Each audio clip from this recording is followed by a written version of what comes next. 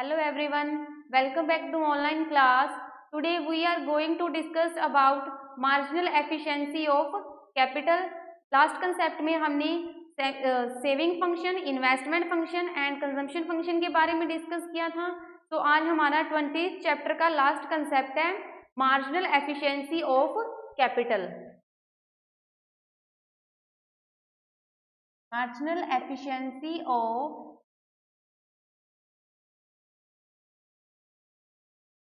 Capital. Marginal efficiency of capital discuss करने के बाद हम concept of income output determination के बारे में डिस्कस करेंगे।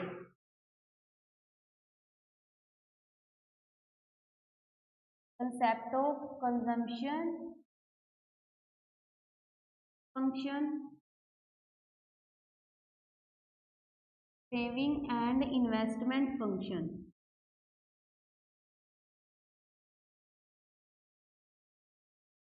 So today our topic is marginal efficiency of capital, means MEC.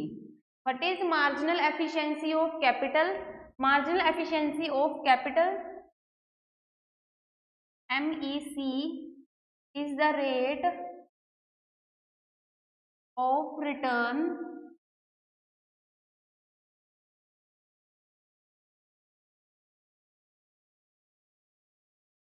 which is obtained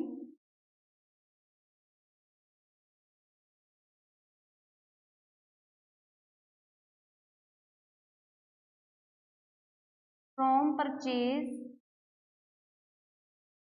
the capital goods.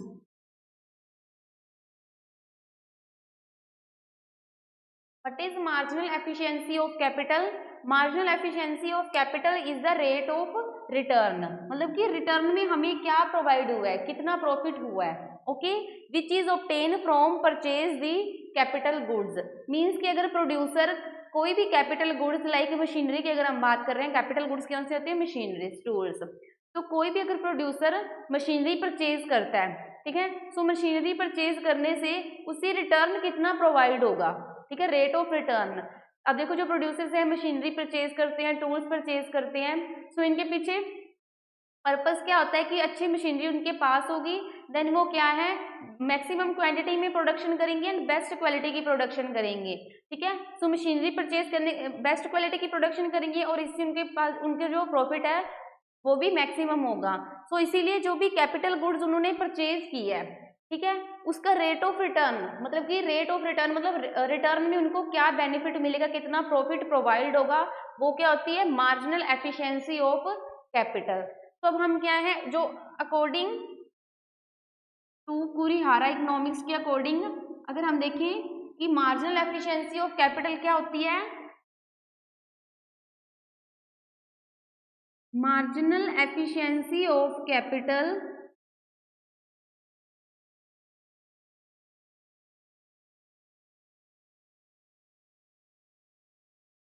is the ratio between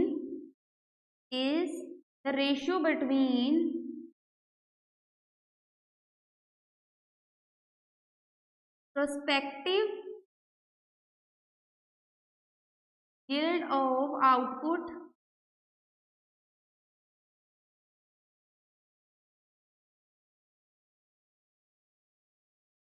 and the supply price of capital good.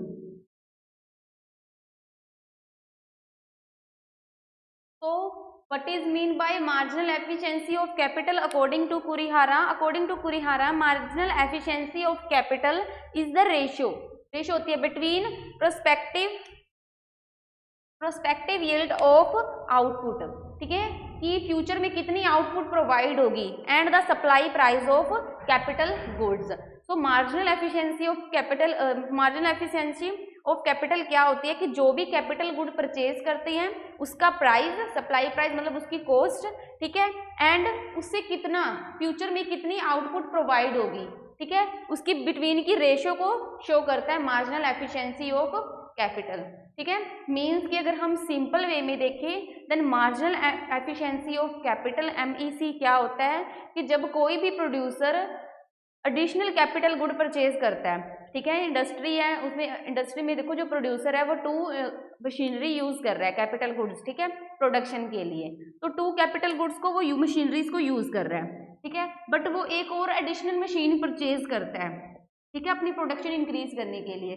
Then वो additional machine purchase करता है, उस पर जो भी खर्चा करता है, ठीक है, एंड उससे उसको रिटर्न में, फ्यूचर में, ठीक है, रिटर्न में उसको कितना बेनिफिट होगा, प्रॉफिट होगा, उसकी रेशो वो हम क्या कहते हैं, मार्जिनल एफिशिएंसी ऑफ कैपिटल। की उसे कि कोई भी प्रोड्यूसर अगर एडिशनल कैपिटल गुड परचेज करता है, मशीन परचेज करता है, देन उससे फ्यूचर में उसको क्या रेट ऑफ रिटर्न प्रोवाइड होगी या कितना प्रॉफिट उसे प्रोवाइड होगा, वो होती है मार्जिनल एफिशिएंसी ऑफ कैपिटल।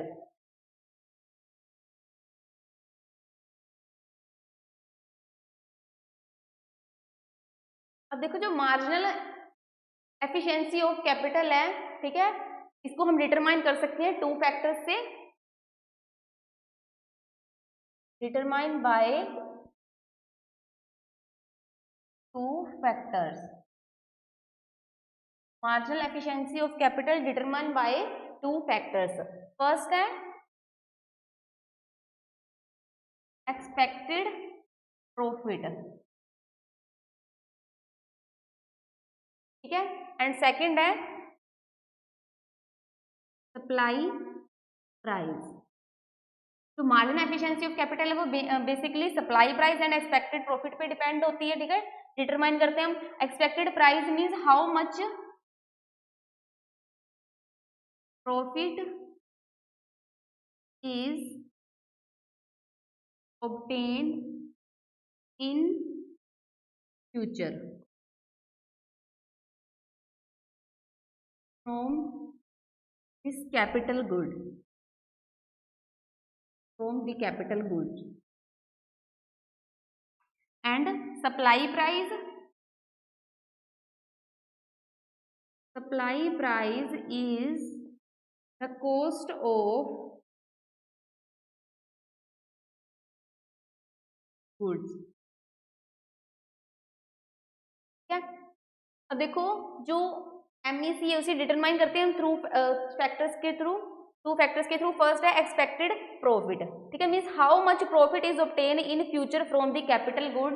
कि प्रोड्यूसर अगर अपनी प्रोडक्शन इंक्रीज करने के लिए एक एडिशनल मशीन का यूज करता है, देन फ्यूचर में उससे कितना प्रॉफिट प्रोवाइड होगा, उसे हम कहते हैं एक्सपेक्टेड प्रॉफिट, ठीक है। नेक्स्ट है सप्लाई प्राइस। सप्लाई प्राइस क्या होता है, जो भी मशीन वो परचेज कर रहा है उसका प्राइस, कितने की है वो मशीन, 10,000 की है, 20,000 की है, 50,000 की है, एक्सेट्रा, ओके। तो जो मार्जिनल एफिशिएंसी ऑफ कैपिटल है उसे हम एक्सपेक्टेड प्रॉफिट एंड सप्लाई के थ्रू डिटरमाइन करते हैं कि हमें कितना, तो जो प्रोड्यूसर उसे कितना प्रॉफिट हुआ है, ठीक है। तो प्रॉफिट फाइंड करने के लिए हमें जो गुड परचेज की है कैपिटल गुड उसका प्राइस, ठीक है, एंड रेट ऑफ रिटर्न में कितना उसको प्रॉफिट हुआ है, ठीक है, उन दोनों को ध्यान में रख के फिर हम देखेंगे जो प्रोड्यूसर है वो देखते हैं कि उसको रेट ऑफ रिटर्न कितना मिला है, क्लियर है। अब देखो लाइक कि कोई प्रोड्यूसर क्लोथ की प्रोडक्शन कर रहा है, ठीक है, उसमें वो 2 मशीन्स का यूज करता है, ठीक है, बट वो अपनी प्रोडक्शन को इंक्रीज करना चाहता है, देन वो 3rd मशीन यूज कर रहा है, ओके, एंड 3rd मशीन का प्राइस कितना है 10,000 रुपीज, ठीक है। तो 10,000 की उसने मशीन परचेज की है, ओके, इन्वेस्टमेंट की है, उस पर एक्सपेंडिचर की है मशीन पे, ठीक है। तो उसका वो मेन जो प्रोड्यूसर है वो क्या चाहते हैं कि पर मंथ उसे क्या है इस मशीन से 3,000 रुपीज प्रोवाइड होनी चाहिए, ठीक है। मतलब कि अगर वो 3rd एडिशनल यूनिट यूज कर रहा है मशीनरी की, तो पर मंथ उसे क्या है 3,000 रुपीज प्रोवाइड होने चाहिए, 3,000 का प्रॉफिट होना चाहिए, ओके। तो अब हम क्या करेंगे, 3,000 मल्टीप्लाइड डिवाइड बाय 10,000, देन ये हमारे पास क्या आ जाएगी 3.0, ओके। अगर हम परसेंटेज में फाइंड करें 100,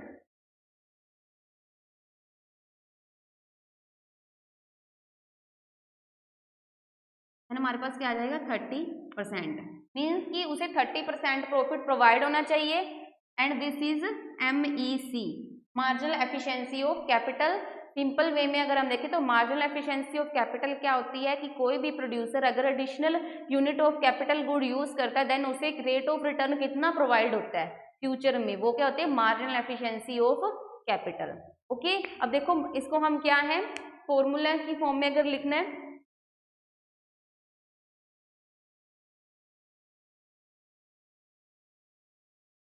तो मार्जिनल एफिशिएंसी ऑफ कैपिटल है वो क्या होती है, rate of discount, rate of discount, जिसे हम आर से डिनोट करते हैं। अगर हम इसका जो फॉर्मूला है वो प्रेजेंट करें, एसपी मीन्स सप्लाई प्राइस, ठीक है, जो भी मशीन परचेज की उसका प्राइस, ठीक है।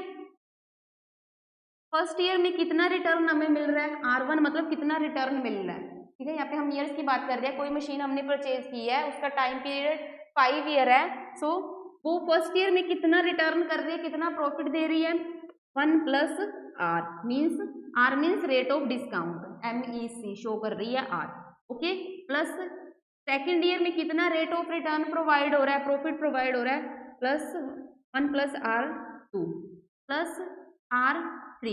थर्ड ईयर में कितना प्रॉफिट प्रोवाइड हो रहा है मशीन से, मतलब कितनी प्रोडक्शन इंक्रीज हुई है, इन प्रोडक्शन इंक्रीज होने से जो भी अगर इनकम मैक्सिमम इंक्रीज हो रही है प्रोड्यूसर के पास, तो उसे maximum rate of return provide होगा, 1 plus R3 plus up to सोन RN, मतलब हम कितने भी ईयर्स ले सकते हैं कि रिटर्न में जो प्रोड्यूसर है उसको कितना प्रॉफिट प्रोवाइड होगा, सप्लाई प्राइस। तो इस मेथड से हम इसे फॉर्मूले से डिनोट कर सकते हैं, SP means supply price, R1 mean R1 R2 ये क्या है हमारे पास ईयर्स, रेट ऑफ रिटर्न कितना मिला है, and R rate of discount, R क्या शो कर रही है, MEC, क्लियर है। सो इस फॉर्मूले से हम इसे प्रेजेंट कर सकते हैं।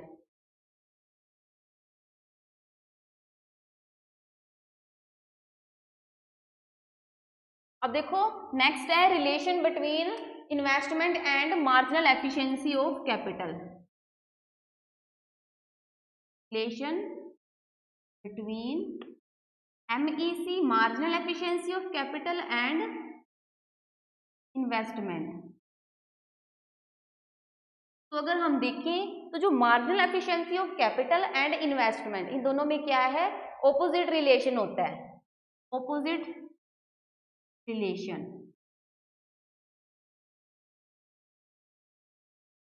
देखो ऑपोजिट रिलेशन क्यों होता है, बिकॉज देखो अगर इन्वेस्टमेंट ज्यादा की जाती है, इन्वेस्टमेंट का मतलब होता है एक्सपेंडिचर करना, ठीक है। अगर प्रोड्यूसर्स के थ्रू इन्वेस्टमेंट गुड्स पे ज्यादा की जाती है, ठीक है, कैपिटल गुड्स पे अगर वो इन्वेस्टमेंट ज्यादा कर रहे हैं, ठीक है, क्यों कर रहे हैं इन्वेस्टमेंट ज्यादा, एक्सपेंडिचर क्यों कर रहे हैं, प्रोडक्शन इंक्रीज करने के लिए। तो अगर प्रोड्यूसर्स ने इन्वेस्टमेंट ज्यादा की है कैपिटल गुड्स पे, ठीक है, देन इसका इफेक्ट क्या होगा कि वो maximum quantity of goods produce करेंगे, ठीक है। अगर गुड्स की प्रोडक्शन ज्यादा होगी, ठीक है, देन क्या होगा कि उनके जो प्राइसेस हैं वो डिक्रीज हो जाएंगे। जब देखो मार्केट में गुड्स का स्टॉक बहुत ज्यादा हो जाता है, मैक्सिमम हो जाता है, ठीक है, तो इससे क्या होता है कि जो उनके प्राइजेज हैं गुड्स के वो क्या है मार्केट में डिक्रीज हो जाती हैं। तो इसलिए मैक्स इन्वेस्टमेंट ज्यादा करने से क्या होता है कि गुड्स के प्राइजेज डिक्रीज हो जाएंगे, ठीक है, प्राइजेज डिक्रीज हो जाएंगे तो जो प्रॉफिट है वो भी क्या है कम हो जाएगा, डिक्रीज हो जाएगा। तो इसीलिए marginal efficiency of capital and investment में ऑपोजिट रिलेशन होता है, बिकॉज ऐसा नहीं है कि इन्वेस्टमेंट इंक्रीज करेंगे तो जो प्रॉफिट है मार्जिनल एफिशिएंसी ऑफ कैपिटल है वो इंक्रीज होगा, वो इंक्रीज नहीं होगा, वो डिक्रीज होगा। So there is a opposite relation exist between marginal efficiency of capital and investment.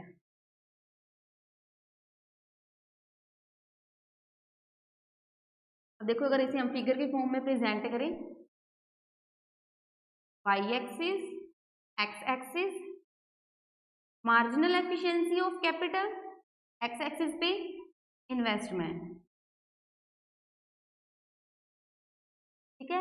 अगर इन्वेस्टमेंट OI है देन उस टाइम पे अगर हम देखें कि जो marginal efficiency of capital OM है, क्लियर है। अब देखो कि जब इन्वेस्टमेंट इंक्रीज होती है, ठीक है, इन्वेस्टमेंट इंक्रीज होती है,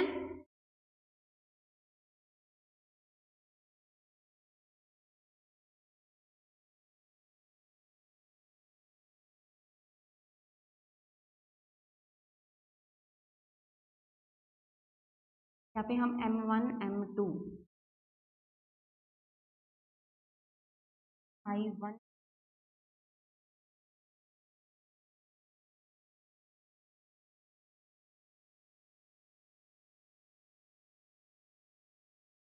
नेगेटिव स्लोप।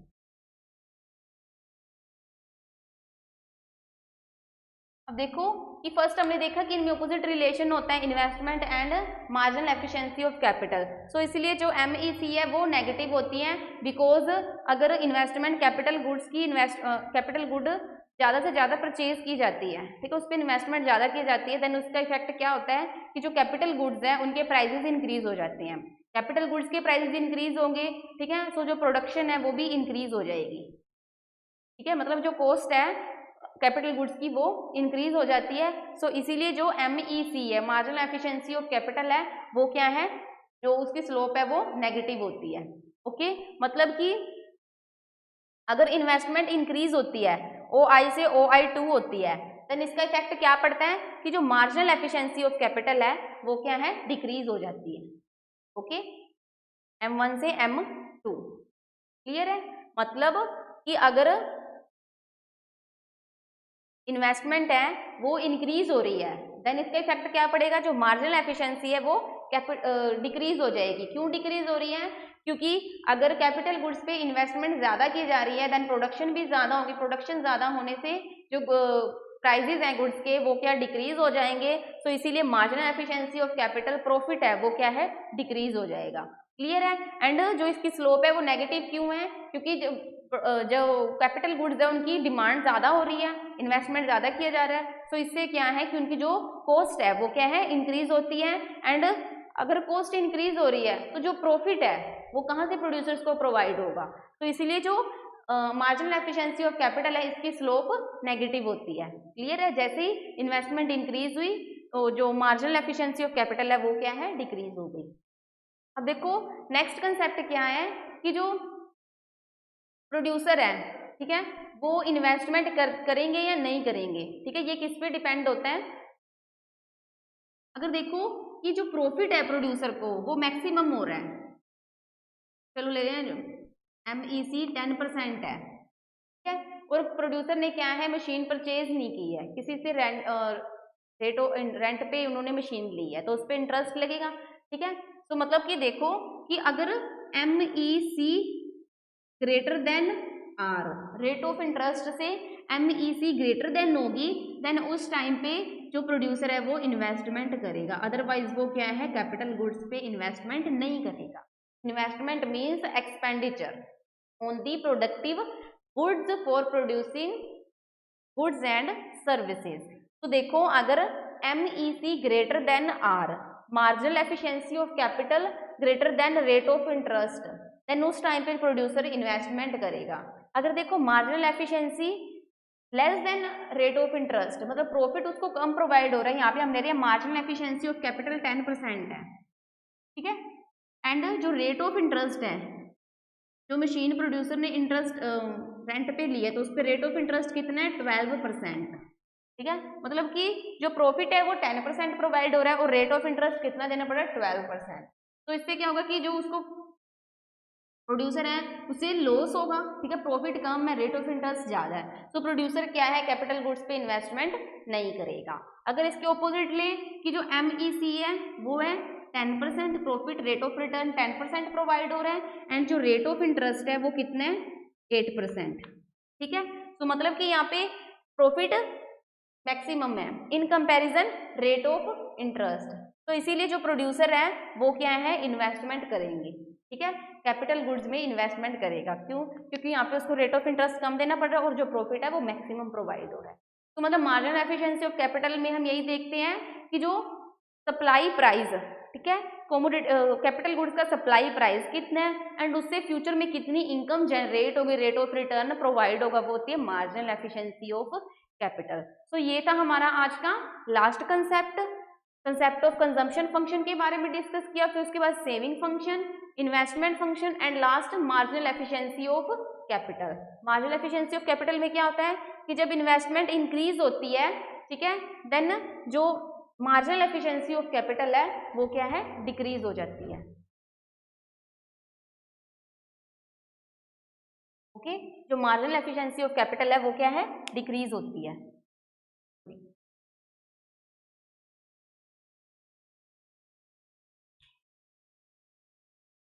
अब यहाँ पे देखो कि जो इन्वेस्टमेंट है वो OI1 है, ठीक है, marginal efficiency of capital OM1 है। जैसे ही इन्वेस्टमेंट इंक्रीज हुई, ठीक है, जैसे ही इन्वेस्टमेंट इंक्रीज हुई है OI से OI2, देन देखो मार्जिनल एफिशिएंसी ऑफ कैपिटल वो डिक्रीज हो गई है, M1 से M2 हो गई, ओके, क्योंकि प्राइजेस डिक्रीज हो गई हैं, इन्वेस्टमेंट ज्यादा करने से प्राइजेस डिक्रीज हो गई हैं एंड जो प्रॉफिट है वो भी डिक्रीज हो जाते हैं। ये तो हमने सिंपल मार्केट देखा है मार्केट में कि अगर गुड्स का स्टॉक्स मैक्सिमम होता है देन जो सेलर्स हैं वो क्या करते हैं, गुड्स को ज़्यादा से ज़्यादा सेल करने के लिए मार्केट में जो प्राइजेस हैं वो डिक्रीज कर देते हैं।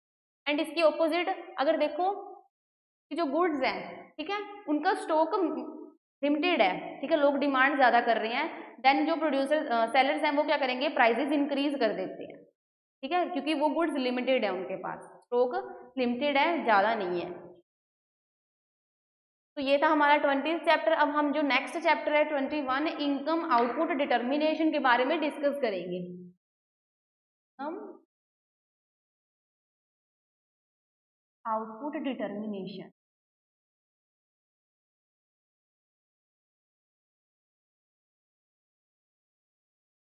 अब देखो इनकम आउटपुट डिटर्मिनेशन में हम क्या है, फर्स्टली जो aggregate demand and aggregate supply क्या होती हैं उसके बारे में हम डिस्कस करेंगे। तो what is aggregate demand, what is aggregate demand, aggregate demand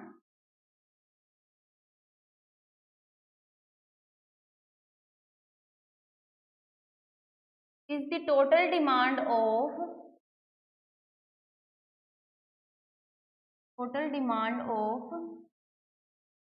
final goods and services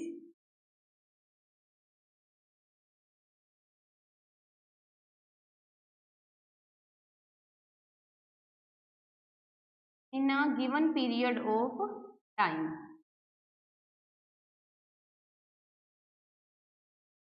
What is aggregate demand? Aggregate demand is the total demand of final goods and services produced in a given period of time. Means कि 1 year के अंदर जो भी final goods and services produce की गई हैं उनकी total demand को क्या कहते हैं, aggregate demand. And aggregate demand is depend on upon the 4 components, 4 components. First, consumption expenditure,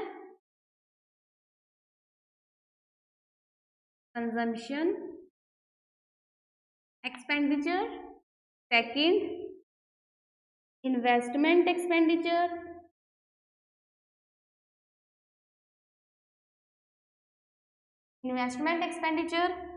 third government expenditure,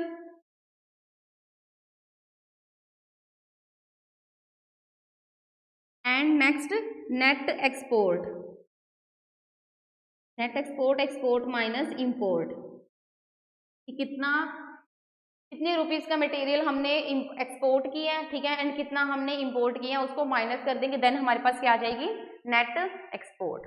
okay, सो देखो एग्रीगेट का मीनिंग क्या होता है, टोटल 1 ईयर में जो भी final goods and services produce हुई है, फाइनल गुड्स एंड सर्विसेज जिनको हम फर्दर प्रोसेसिंग के लिए use as a raw material की फॉर्म में यूज नहीं करते, सो फाइनल जिनको क्या है ओनली कंजम्पशन की जाती है, जब इनकी प्रोडक्शन होती है देन उसके आफ्टर दैट उसकी कंजम्पशन होती है, इनको रॉ मटेरियल की फॉर्म में फर्दर प्रोडक्शन प्रोसेस के लिए यूज नहीं करते।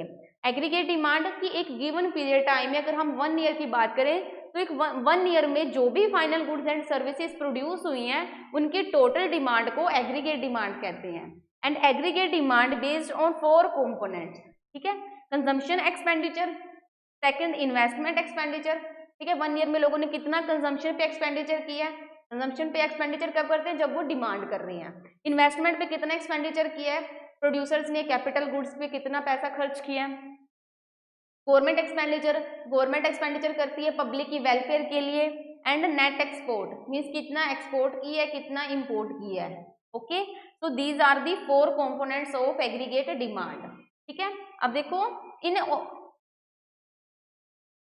इन ओपन इकोनॉमी, ओपन इकोनॉमी क्या होते हैं कि जिसमें गवर्नमेंट का रोल भी होता है, ठीक है, एंड जो फॉरेन ट्रेड है वो क्या है, हमारी कंट्री का अनदर कंट्रीज के साथ ट्रेड भी होता है, ठीक है। ओपन इकोनॉमी होती है कि इजीली क्या है, हम ट्रांजैक्शन कर रहे हैं, गवर्नमेंट का भी रोल होता है इसमें, इंटरफेरेंस होती है, ठीक है, ओपन इकोनॉमी में। एंड जो हमारी country freely another countries, foreign countries के साथ इजीली ट्रेड करती है, इंपोर्ट एक्सपोर्ट होता है, ठीक है। सो ओपन इकोनॉमी में क्या है, कंजम्पशन एक्सपेंडिचर को हम C प्लस इन्वेस्टमेंट एक्सपेंडिचर को I प्लस गवर्नमेंट एक्सपेंडिचर को G प्लस नेट एक्सपोर्ट को हम X माइनस M से डिनोट करते हैं। तो ओपन इकोनॉमी में क्या है, कंजम्पशन एक्सपेंडिचर भी होता है, इन्वेस्टमेंट एक्सपेंडिचर भी होता है, गवर्नमेंट एक्सपेंडिचर भी होता है, एंड इंपोर्ट एक्सपोर्ट भी होता है, ठीक है। But in closed economy, closed economy में क्या है, गवर्नमेंट की इंटरफेरेंस नहीं है, कोई भी बाहर से हम क्या है ट्रांजैक्शन नहीं कर रहे हैं, ट्रेड नहीं कर रहे हैं फॉरेन कंट्रीज के साथ। सो इसमें क्या है, ओनली क्लोज्ड इकोनॉमी में हम जो कंजम्पशन एंड इन्वेस्टमेंट इन दोनों को इंक्लूड करेंगे। तो इस चैप्टर में हमने जो इनकम आउटपुट डिटर्मिनेशन फाइंड करनी है, ठीक है, तो वो किसके थ्रू करेंगे हम, कंजम्पशन एंड इन्वेस्टमेंट के, ठीक है। अब हमने देखा था कंजम्पशन फंक्शन में कि जो कंजम्पशन है, ठीक है, अब हमने इनकम आउटपुट के बारे में एनालाइज करना है, देन कंजम्पशन एंड इन्वेस्टमेंट्स के थ्रू करेंगे। इकोनॉमिक्स के टू फैक्टर्स होते हैं, consumption demand and investment demand, okay. तो इन्वेस्टमेंट डिमांड में क्या है, लास्ट कंसेप्ट में हमने डिस्कस किया मार्जिनल एफिशिएंसी ऑफ कैपिटल, ठीक है, उस पे एंड रेट ऑफ इंटरेस्ट पे डिपेंड होती है। एंड जो कंजम्पशन डिमांड है, ठीक है, कंजम्पशन डिमांड किस पे डिपेंड होती है, marginal propensity to consume and level of income. Consumption demand किस पे बेस्ड है कि जो मार्जिनल प्रोपेंसिटी ऑफ कंज्यूम कितनी है, ठीक है, मतलब कि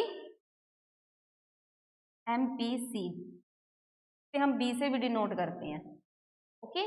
तो मतलब कि प्राइस इनकम में चेंजेस आने से जो कंजम्पशन लेवल है उसमें कितना चेंजेस आए हैं, तो कंजम्पशन डिमांड उस पर डिपेंड है। अगर इनकम ज़्यादा इंक्रीज हुई है देन जो कंजम्पशन डिमांड है वो भी इंक्रीज हो जाएगी, लोग ज़्यादा से ज़्यादा डिमांड करेंगे। और अगर इनकम डिक्रीज हुई है तो कंजम्पशन डिमांड क्या है, वो भी डिक्रीज हो जाएगी। इसीलिए जो कंजम्पशन डिमांड है वो मार्जिनल प्रोपेंसिटी टू कंज्यूम पे डिपेंड है and level of income. Investment demand is depend on marginal efficiency of capital, means कि जो प्रोड्यूसर है वो इन्वेस्टमेंट पे एक्सपेंडिचर मैक्सिमम तभी करेगा जब उसे क्या है, rate of return maximum provide होगा, फ्यूचर में उसको जो प्रॉफिट है वो मैक्सिमम प्रोवाइड होगा, देन उस टाइम पे जो प्रोड्यूसर है वो इन्वेस्टमेंट करेगा। क्लियर है। तो अब हमने जो इनकम आउटपुट डिटर्मिनेशन फाइंड करेंगे, तो उसमें हम कंजम्पशन एंड इन्वेस्टमेंट के थ्रू इनकम एंड आउटपुट में इक्विलिब्रियम फाइंड करेंगे। नेक्स्ट है aggregate supply.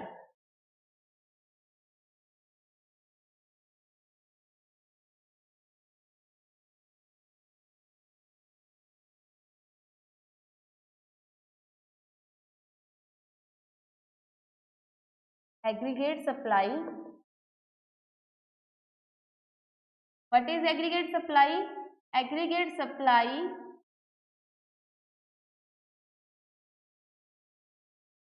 is the total supply of final goods and services।